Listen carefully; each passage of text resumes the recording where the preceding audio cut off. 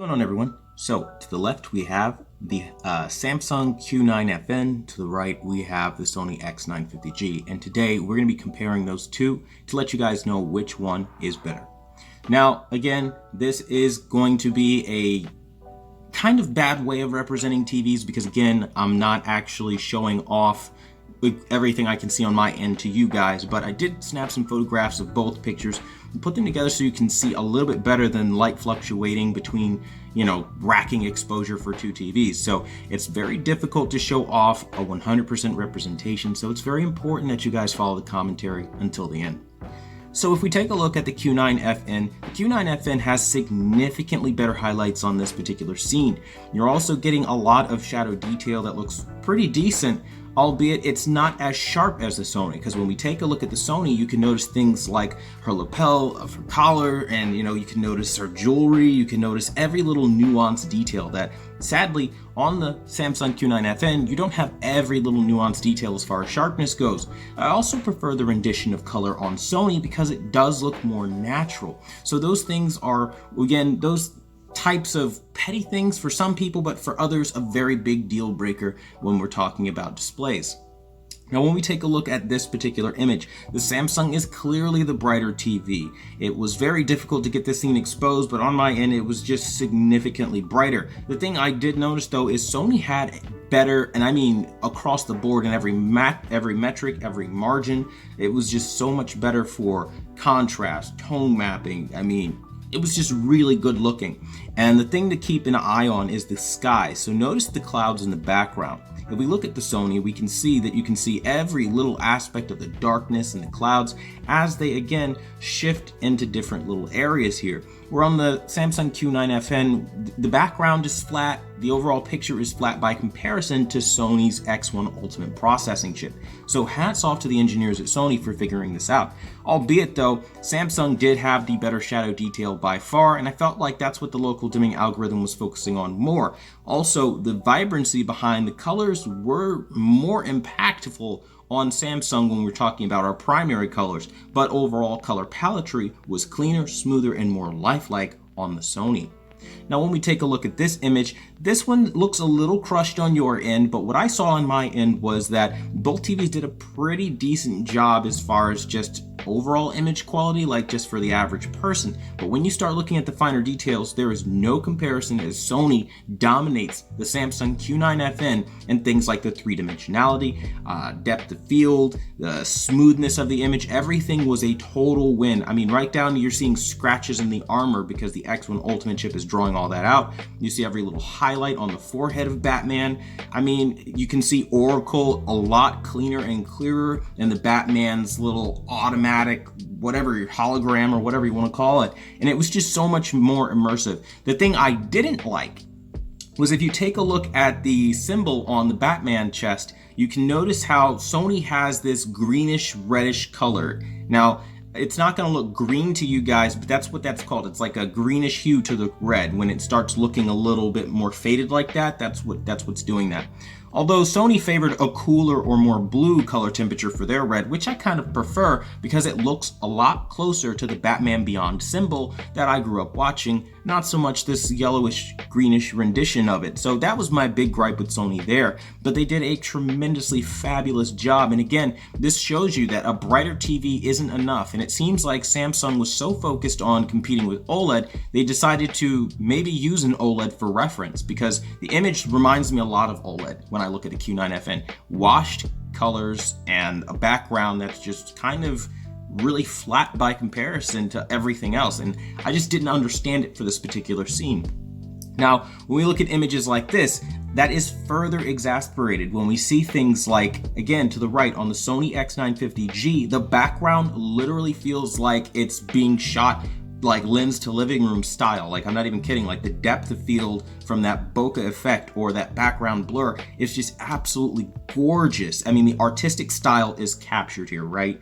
And of course, this is a Sony PlayStation exclusive with Horizon Zero Dawn, but even still, it just looks so good on the Sony, and I just can't put that any other kind of way. Even with Sony not having the more shades of color, if you will, as far as color spectrum coverage of the DCI-P3, it still looks significantly better because the processing along with how they chose to render those colors. Where Samsung is a flat, more washed picture by comparison, reminding me again more of OLED. Now again, Samsung favoring those black levels, so the contrast is definitely impressive, but when Sony is rendering so much more three-dimensionality, there's no doubt that, again, it's a win for the Sony X950G on this scene.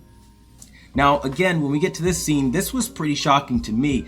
I noticed that I had a lot of like the gradations in the background on the Samsung to the left. However, when you look at the Sony to the right, it's clear. It is so clear that Sony had the, again, depth of field, natural beyond all reason skin tonality. And this is what I always tell you guys. When you look at TVs, there's going to be an answer for everybody. There's no wrong answer. It's just a different answer, right? And I think as, again, enthusiasts, newbies alike, whatever it is, we're all looking for that TV that gives us the best out of our quality of content and immerse us, right? And the Sony does that for me personally. And when I look at this image, it just seems very clear that Samsung is over brightening, overexposing the image. Now, it wasn't as dramatic as you're seeing on the camera here, but I'm telling you right now, it was definitely every bit as washed for color and lacking in dimensionality. Where Sony really did something special with their X1 Ultimate chip, and honestly, I really feel sour about the Sony X950G because if it wasn't for those ugly, disgusting black levels, I would still have the TV. It was one of the best TVs, no, strike that, the best TV I've ever seen in my life for detail and tone mapping, and that includes what I saw with OLED. Now, when we look at this particular image, you do get more shadow detail on the Samsung Q9FN, so you're able to see the background way better. Those little nuanced rocks and pebbles come to life in new ways, but you don't have that on the Sony X950G. Sad, yes, I know, but at the end of the day, it's not all a loss, because if you take a look at the Samsung Q9FN and Sony X950G, you can see that the two are putting up a good fight against one another, but ultimately that color on the Sony X950G is to die for. It's absolutely natural and beautiful. It's not as washed as the Samsung Q9FN, which again really shocked me because the Samsung is toting the latest implementations of quantum dot technology, where Sony is not toting the latest generation of quantum dot technology. But even still, for those who need a quick refresher, anything triluminous is supposed to be quantum dot. I say that because that's how it was launched, that's the marketing campaign, that's what it was, and now Sony's just kind of naming everything high-end triluminous right up to their OLED, which again, I have a video on that. Not here to rant, but my point is, with two quantum dot displays using their algorithms, their tone mapping capabilities, I mean, Aloy's scarf alone, the detail, the sharpness, it literally looks like a three-dimensionally rendered object, where on the, sorry, I'm forgetting these models too often here.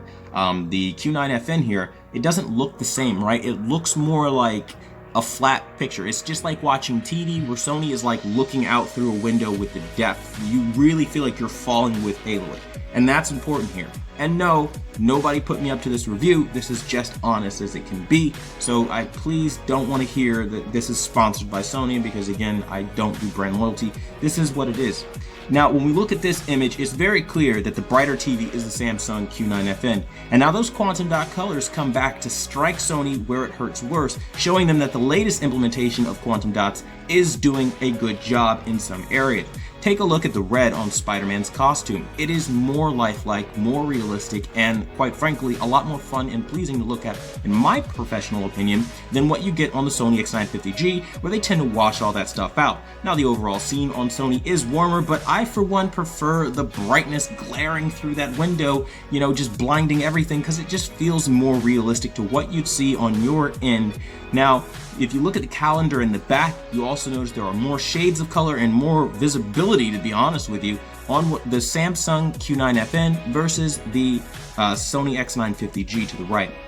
Now, in Sony's defense though, it's not all bad. Sony again has the dramatically sharper picture, and again, if you look in the background through the window, you might have to go full screen on the video to see this, but if you look in the background, you can notice you see the buildings outside of the window, where on the Samsung Q9FN, that stuff's just blown out because again, they're favoring that brightness, so that is a draw. against Samsung's picture quality, in my opinion. It doesn't really do so good there. But again, both TVs look really good for this. It just depends on what you're leaning more towards. Me as a person, I wish they would come together and make some sort of hybrid, because I mean, there are too many things I like about the brightness and the color coming out of the Samsung, but the sharpness and depth out of the Sony and background detail is just something that is legendary. I mean, Sony's really good at that stuff and Samsung's really good at what they do, but I just want them to come together on a project one of these days, right? Now, when we look at this image, we can see that the Samsung Q9FN again is the brighter of the two TVs, showing off more shadow detail in things like the fur and the detail of, again, the light source just being overall brighter. Now, it's not as tight as it should have been because, again, it's a camera trying to rack focus and, again, pick up all these different subtleties, but it was definitely not as blown out as it is. It's a very bright scene and the TV is really bright. It does get up to 1500 nits, so it was something that it did struggle a bit to capture, but I can tell you that it looked good. But here's where the difference between the TVs come into play. If you look at the Sony X950G to the right, notice every little crater of skin has a unique shadow allocated to it, right? And you look at the brow bunching up, all the wrinkles and the darkness in the freaking scrunch of this guy's face, right? And that, my friends, is what makes the Sony X950G the winner in this particular comparison, because when you look at the contrast that you don't get, the Samsung is literally flatter by comparison, and you're not getting the huge benefit that you're supposed to get. Now, I know YouTube videos are not a 100% accurate way of representing this stuff, but I can tell you from what I saw on my end, you can definitely notice that Sony has a just dramatic amount of detail with this new X1 Ultimate chip and object-based rendering of objects, to be specific, so it knows a face from, you know, a plant or a tree or whatever else. It just really is great with what it does. But again, you know, those black levels, not that jazz, and that's ultimately what sucks about this. And colors weren't also that great compared to other more excellent televisions for color. That being said, you know, it's going to come up to you as to which one you're going to prefer, because when we look at the black levels, the Q9FN dominated the Sony, just absolutely slugged it around and kicked its ass. It just did. Pardon my French, but that's what it did. It was an amazing ballet, showing that 480 zones of full array local dimming on the Samsung Q9FN can definitely hold its weight, giving Mary Jane strong highlights but intense black levels. You can even see the more orangish color of Mary Jane's hair, which is what it's supposed to be, where Sony rendered that quite a bit darker to almost, no, not almost, a brown color. And it was really odd for me because I was expecting this orange, but I didn't really get it, especially post-cal, so it's definitely something that you might want to think about, especially if you're getting a TV calibrated. And in similar consequence, you know, Sony is not giving you the same level of highlight detail, so that is a sacrifice you'll have to make. Again, there are no wrong answers here, people. We're just looking for what we prefer out of our TVs, right?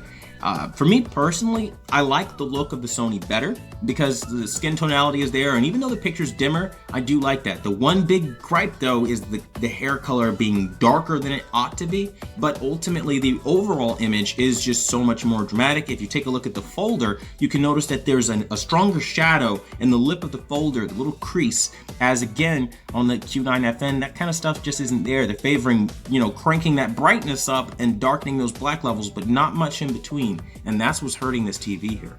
Now, when we look at this image, we can basically sum this up and say that, you know, they do good, again, side by side, both looking fantastic, but it's the Sony that time after time, for me personally, from a professional standpoint, stands out as the most accurate between these two, because you can see more shades of color, you can see more background detail, more variations of color as far as little independent things. If you look at Sub-Zero's outfit, you can notice there's a light shade of blue, and then it gets to a darker shade of blue, and then you just see all of these little things in his fist, all these various little colors of blue in his fist mixing in with the white, where on the Samsung, it's just blue or blue. You get one shade of each, and even though you have more color coverage, I feel like they pump that into the vibrancy, but not so much as the accuracy of how these colors are rendered, and that hurts the Samsung in a major way, making it one of the most wildly inaccurate televisions I've ever seen, along with their lack of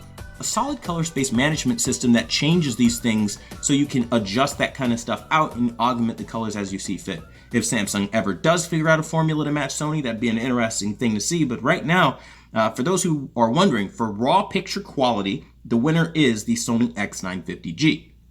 However, if you prefer black levels, brightness, and vivid color, strikingly vivid to the point where it's just like, oh my god, wow, vivid, well, you know, maybe you might want to look at a different QLED, because even though the Samsung Q9FN has vivid color, it's not as vivid as TVs like the Samsung Q8FN, which retail for less. And in addition to that, you know, the black levels are on par with the the Q90R in a lot of areas. Not overall, but still. That being said, these two are very close as far as performance in some areas, but it's a definite win for me for the Sony X950G. Even with the blooming, if you can forgive that, and I mean, guys, it's gonna be hard to forgive. If you can forgive awful blooming and great blacks, then, and not having the most modern color, if you just are okay with fairly accurate color, the Sony will be a decent pick for you. But other than that, I mean, it's going to be really down to personal preference. But if you guys have any questions, make sure you stop by this Friday's live stream from 7 p.m. to 8 p.m. Eastern Standard Time, and I'll be answering questions then. Thanks for watching the #1 brand in honesty, and until the next video, I'll see you guys later.